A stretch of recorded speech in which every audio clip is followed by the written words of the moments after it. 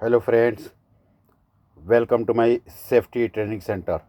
सो friends, आज हम बात करेंगे हीट ट्रेसिंग के हवाले से, क्योंकि हम ऑयल एंड गैस सेक्टर में काम करते हैं तो हीट ट्रेसिंग का बहुत इम्पोर्टेंस है। और ये ऑयल एंड गैस सेक्टर में टैंक में, पाइपलाइन में, इन सारी जगहों पे हीट ट्रेसिंग सिस्टम किया जाता है। सबसे पहले हम जान लेते हैं कि इनका जो स्टैंडर्ड है NFPA 70 हम लोग एक्सेप्ट करते हैं, या IEC 62086/2001 का। ये जो है स्टैंडर्ड, इसको हम लोग फॉलो करते हैं। इसमें क्या है कि IEC 62086 क्या इलेक्ट्रिकल अपैरेटस जो एक्सप्लोजिव एरिया में हम लोग यूज़ करते हैं, या इलेक्ट्रिकल रेजिस्टेंट जो हीट ट्रेसिंग के हवाले से यूज़ करते हैं, वो होता है। इसमें क्या होता है, एप्लीकेशन एक होता है जो गाइड करता है डिज़ाइन, इंस्टॉलेशन एंड मेंटेनेंस। ये IEC 62086। अब NFPA 70 के बारे में आप देखेंगे तो safe installation of electrical wiring equipment, इन चीज़ों के बारे में। Safe electrical design, installation, inspection, protect people property from electrical hazard, ये चीज़ें NFPA 70 में आती है।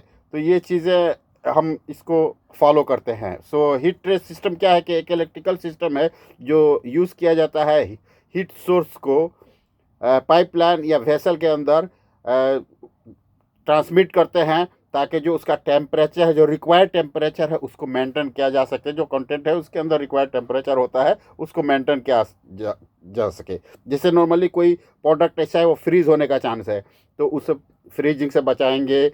फॉलो जो है उसका फॉलो रेट बढ़ा, जो भी चाहिए वो रिक्वायर्ड फॉलो रेट में लेके जाएंगे। जैसे oil, chemical, specific food product भी होता है कहीं कहीं, उसमें भी हम लोग हीट ट्रेसिंग का काम करते हैं। तो ये क्या है, एक रेसिस्टेंट एलिमेंट है जो पाइपिंग और वेसल के अलोंग साइड में यूज़ किया जाता है। तो याद रखिएगा, ये ऑयल एंड गैस में जब भी हम काम करते हैं तो इन चीज़ों की बहुत ज़रूरत है। सो इसके पास सेल्फ रेगुलेटिंग सिस्टम होता है, यानी ऑटो में होता है कि जब भी वो टेम्परेचर, सर्टेन टेम्परेचर उसको मिलेगा और उसे बढ़ेगा तो वहाँ पे वो ऑटो ट्रिप होगा। फिर उसके बाद से जब भी ज़रूरत है तो ऑटो चालू हो जाएगा, यानी बंद ऐसे ऑटो में रखते हैं उसको। सो ध्यान में रहे, कहीं भी काम होगा तो आपको इसके हवाले से जब रिस्क असेसमेंट बनाना है तो इन चीज़ों का ध्यान रखना है आपको। अभी नॉर्मली इसको हम 3 तरीका का हीट ट्रेसिंग होता है प्लांट के अंदर। इलेक्ट्रिकल हीट ट्रेसिंग होता है, स्टीम हीट ट्रेसिंग होता है, और एक हॉट वाटर का भी होता है। तो ये हम नॉर्मली, जहाँ मैं जिस फील्ड में काम करता हूँ, जिन जगहों पे काम किया हूँ, तो हमने इलेक्ट्रिकल हीट ट्रेसिंग को देखा है ज़्यादा। सो उसके हवाले से मैंने वीडियो आपके सामने बनाया है। तो एक जगह ये भी देखा था कि जो केबल होता है उसका ड्यूरेशन क्या है, कितने उसके लाइफ स्पान क्या है। तो ये एक्चुअल डिपेंड करता है फैक्टर्स, जैसे टाइप ऑफ केबल क्या है, इन्वायरमेंट क्या है, उसका मेंटेनेंस कैसे हो रहा है, उसके हिसाब से वो होता है। लेकिन एक नॉर्मल मैंने देखा तो पता चला कि 3 साल से 5 साल तक कॉमन लाइफ स्पान है। लेकिन हम इसको 100% नहीं मानेंगे, लेकिन इतना में हमें उसको मेंटेनेंस का क्या है उसको चेक करना है, कंडीशंस ऑफ केबल क्या है कि ये फिर काम करेगा कि नहीं। अब हम हजार्ड्स के हवाले से जान लेते हैं। इसके अंदर खतरा क्या है। खतरा इसके अंदर है इलेक्ट्रिक शॉक, इलेक्ट्रिकल हजार्ड है, क्योंकि जो केबल है उसके अंदर वोल्टेज होता है, तो इलेक्ट्रिकल हजार्ड हो गया। फायर हजार्ड, यानी उसके अंदर से आग लगने का चांस है, क्योंकि ऑलरेडी वो हीट देता है पाइपलाइन को, तो आग लगने का चांस है। तो ये 2 मेन हजार्ड्स है उसके अंदर। सो इसके बाद हम कंट्रोल मेजर हम देख लेते हैं। सबसे पहले हम रिस्क असेसमेंट करेंगे, कंडक्टिंग रिस्क असेसमेंट। यानी रिस्क असेसमेंट से हमें ये पता चल जाएगा कि जो हीटिंग सिस्टम है, हीट ट्रेस सिस्टम है, उसको कमीशनिंग करना है। बिफोर वर्क हम लोग कमीशनिंग करेंगे, पता चलेगा कि इसके अंदर ख़तरा क्या है, क्या क्या प्रिकॉशन लेंगे। तो रिस्क असेसमेंट में क्लोजली मॉनिटर हम करते हैं, तो उसका आइडेंटिफाई रिस्क करते हैं, कौन कौन आदमी उसमें शामिल हो सकता है, क्या क्या हम यूज़ कर रहे हैं, ये सारी चीज़ें होती हैं। हम कंट्रोल मेजर्स क्या लेंगे, अगर उसको पहले हमने रिस्क असेसमेंट किया था तो फिर इसको रिव्यू करना है, ये चीज़ें देखना है। सो ये पोटेंशियल हजार्ड वगैरह हमें बताएगा, हम सेफ्टी मेजर्स उसके हिसाब से लेंगे। उसके बाद से हम आइडेंटिफाई करेंगे उसके कमजोरी क्या है, उसके अंदर प्रॉब्लम्स क्या है। ओवर हीट हो सकता है, मैकेनिकल डैमेज हो सकता है, इन चीज़ों को हम देखते हैं। फिर हम एक एक्स्ट्रा जो हम एक रणनीति बनाते हैं कि उसको मिटिगेट कैसे किया जाएगा। उसको कम कैसे किया जाएगा, इस हिसाब से हम अपना रणनीति बनाते हैं।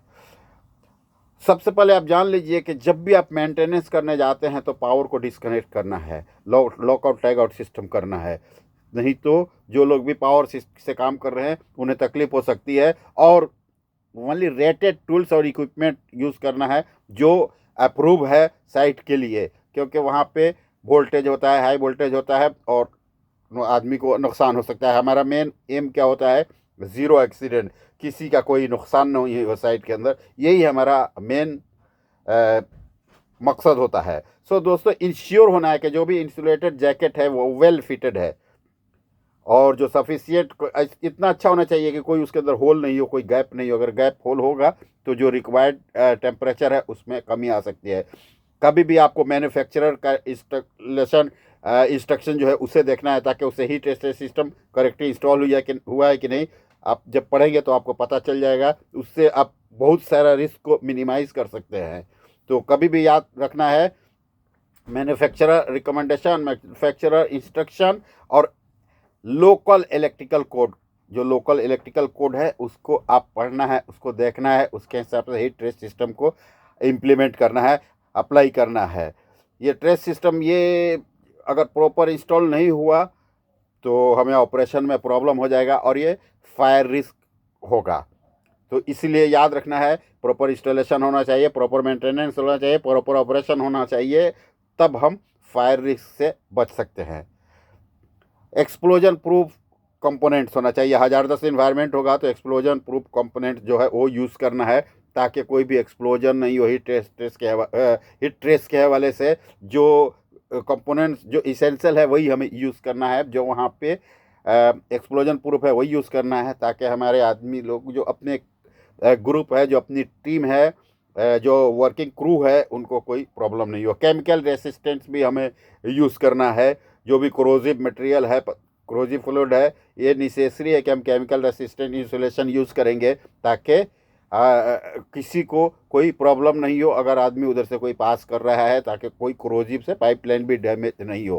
प्रॉपर इंसुलेशन होना चाहिए। एक कभी भी इंसुलेशन के लिए अच्छी कंपनी को हायर करना है, क्वालिटी देखना है, उसके पाइप का इंसुलेशन की जो क्वालिटी है वो लोग क्वालिटी से यूज़ करेंगे। तो इसलिए कि इंसुलेशन इसलिए करते हैं ताकि एक्सटर्नल हीट किसी को ट्रबल नहीं हो, आदमी उधर से गुजर रहा है, इसलिए प्रॉपर इंसुलेशन का होना चाहिए। रेगुलर मेंटेनेंस, जैसे हमने बात किया, रेगुलर मेंटेनेंस होना चाहिए। अगर मेंटेनेंस में कमी होगी तो प्रॉब्लम आ सकता है, क्योंकि हमें उससे पता चलेगा जो केबल है वो फंक्शनिंग प्रॉपर कर रहा है कि नहीं, करेक्टली कर रहा है कि नहीं। अगर करेक्टली कर रहा है तो हमने बहुत सारी चीज़ों को बचा सकते हैं। जो केबल वगैरह है उसका लेंथ है, ये प्रॉपर साइज़ होना चाहिए, as per design proper size होना चाहिए, ताकि अननेसेसरी एनर्जी कंजप्शन है वो उससे बचा जा सकता है। और कभी भी जैसे रेगुलेशन बनाया, कंप्लाइंट हमें करना है। जो भी कंप्लाइंट्स है, लोकल रेगुलेशन, इंटरनेशनल रेगुलेशन जो भी हमारे साथ अप्लाई हो रहा है, उन चीज़ों के साथ हमें जजमेंट करना है, उन चीज़ों को फॉलो करना है। क्योंकि जस्ट लीगल रिक्वायरमेंट से क्या होता है, उसे हमें अच्छी गाइडलाइंस मिलती है कि हम इंश्योर हो जाते हैं सेफ्टी और रिलायबिलिटी का। हीट ट्रेसिंग सिस्टम का एप्लीकेशन के लिए हम उसे रिलायबिलिटी, सेफ्टी, ये सारी चीज़ें हमें उससे मिलती है। कंप्लाइंस जो रेगुलेशंस होता है उसके अंदर बहुत सारी चीज़ें होती है। सो फ्रेंड्स, आशा करता हूँ कि आपको ये समझ में आ गया। चूँकि वीडियो बड़ी हो जाती है तो कोशिश करता हूँ कि आप लोगों को यूनिक चीज़, जो अच्छी चीज़ है, आपके सामने पेश करूँ। Thank you very much friends.